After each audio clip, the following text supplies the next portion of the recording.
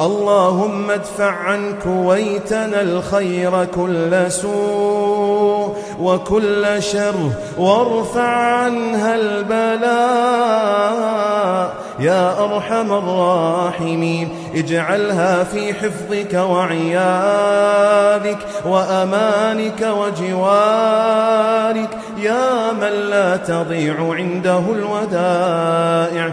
اللهم وفق جندنا، احفظ جندنا، اللهم كن معهم ولا تكن عليهم. اللهم ارحم ولاة أمورنا الذين سبقونا إلى رحمتك.